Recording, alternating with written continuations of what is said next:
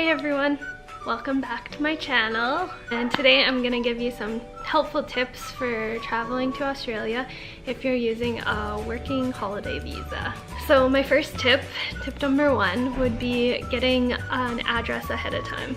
So having an address ahead of time so you can do certain things like getting your RSA, getting your tax file number, basically everything is super useful. So if you have a friend or even a place that you're staying and posting everything to that address, it's super helpful. So that's my tip number one. Tip number two is getting a bank account. So obviously if you're working in Australia, you're going to need a bank account if you want to get paid and to use everything to transfer into that account and blah blah blah.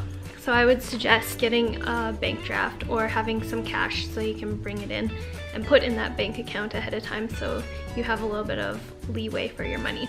Setting up a bank account in Australia is super easy. All you need is your passport and your address. So that was super helpful to have ahead of time. We went into the ANZ bank. You can basically walk into any bank, and as long as you have your piece of ID and your visa number, and you don't really even need it, you just need your piece of ID and your passport will work. It was really quick. We just walked right in. We were out within however long it takes to sign the papers and for them to set up an account and for you to choose what kind of account would be best for you. So it was about an hour-long appointment, so give yourself enough time. But in that time we also set up a super account. It's called a superannuation. It's basically the same thing as RSP in Canada.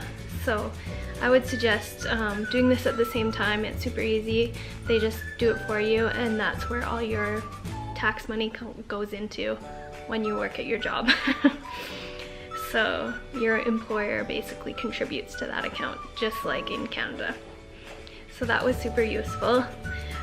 They also needed in this time, but they were very reluctant that we didn't have ours yet, the tax file number. So this is called a TFN. It's basically a SIN number, and I would suggest getting one of these so you can use your super account. So when we got ours, we just called our tax file number in and then they were able to add it to the account. It was super easy to set up and didn't take much time at all. Again, an address is needed for this. Basically what you do is you fill out a form online. You don't need to go to the post office. We made this mistake and it was just a hassle.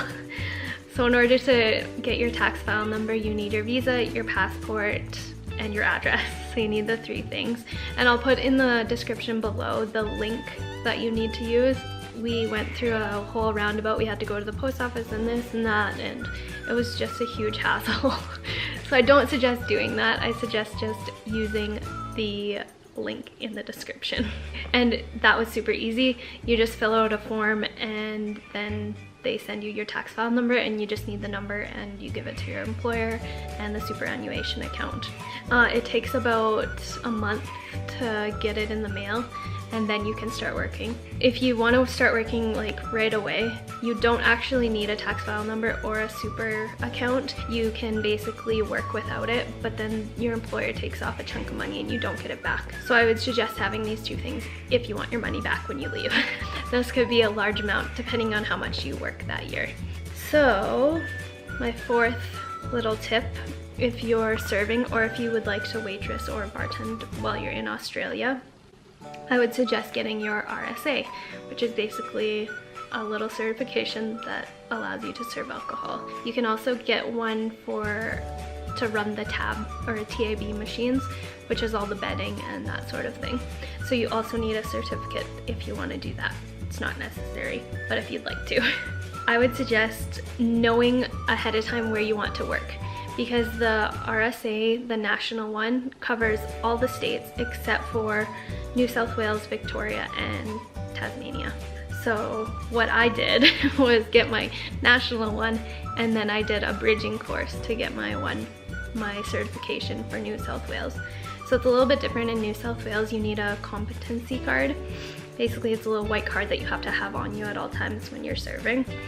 And you can take your RSA course, and you have up to 3 months to get your competency card. And to get your competency card, you have to go into the Service New South Wales, and basically they take your picture, and you need 2 pieces of ID, so a passport and a driver's license. A non-resident one, like a Canadian one, is fine. And then they take your picture, you need an address as well, and then they send you it in the mail. So it's pretty easy, and you basically just print out your form that you've completed the course. So I would suggest doing your RSA before you arrive in Australia, because it does take a little bit of time and you don't want to spend an extra day if you're traveling. Okay, I gotta do my RSA now.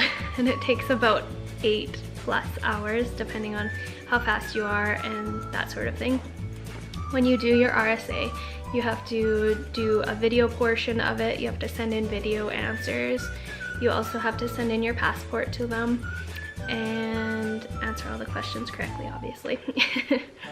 So tip number 5, so getting a phone. We had unlocked phones, so my phone is unlocked. It can be used on any network and anywhere. So basically I just got a SIM card, and it was really easy. You just had to go into a phone place. There's Optus, Virgin, Vodafone, but we went with Telstra, and we've had like really good service with them, as well as it's a cheap plan, so that was really nice. It was super easy to do. You just walk in, pay them, they give you your SIM card, and it worked within the day as long as your phone is unlocked. So that was really good.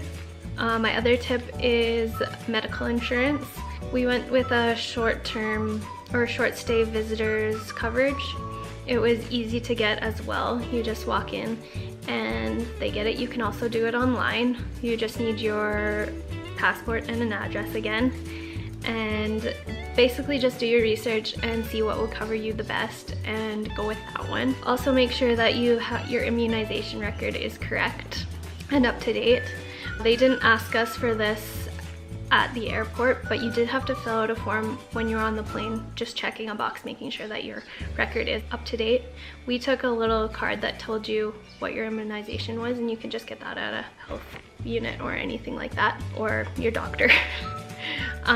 The next tip would be to get your visa.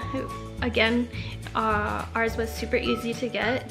We just went on the website and applied for the one that we'd like. So we went with the working holiday visa. Super easy to get. You just fill out the form, you pay the fee, and you need to provide your passport. Ours came back within the day, accepted, so that was awesome. And just make sure that this is the actual right visa for you. We thought that this one was the best for us, so then you can work a little bit while you travel. You're allowed to work up to 6 months at one specific employer. So just make sure that your employer knows this. My employer needed to see this visa, obviously, so you just print out the copy of it. We chose this one so then we could work while we traveled and earn a little bit of extra income while we're traveling.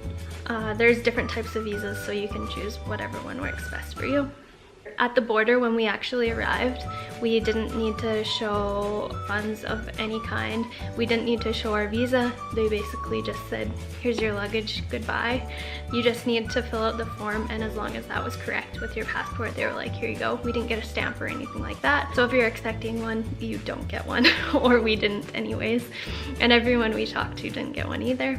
I would suggest having proof of your visa, so printing your visa form out, as well as proof that you have funds or enough funds to get a plane ticket home, or a booked plane ticket if you don't have the funds.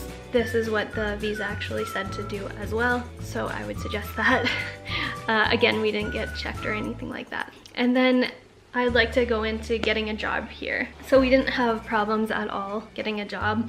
If you have experience, we are told, and you have well-spoken, clear English, and you're Canadian, people are super nice, and everyone we talked to said you won't have a problem getting a job, and oh, you'll be fine, you speak great English. So that worked out for us. I went in and I was hired on the spot. So with experience, and as long as you're friendly and have a good work ethic, I'm sure you won't have a problem getting a job here. And then basically just go in and present yourself with a smile.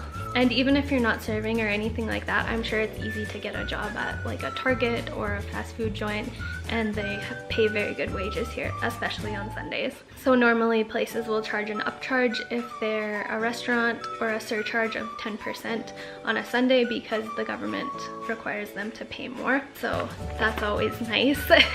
And then in addition to that, we saved money on accommodation by using a house sitter's website. And if you'd like to hear more about that, I think we'll post a video in the future about that. And then we also saved money by using hostels and Airbnbs, which was really cool. You get like a fun experience at a hostel. It's not the best sleeping quarters, but it's all right. And Airbnb, we've had great experiences with the Airbnb so far, and they've been pretty cheap as well. So that's that. If you have any questions, please leave them in the comments below or on my Facebook page. That would be great. All the links will be in the description down below, and subscribe if you want to hear more.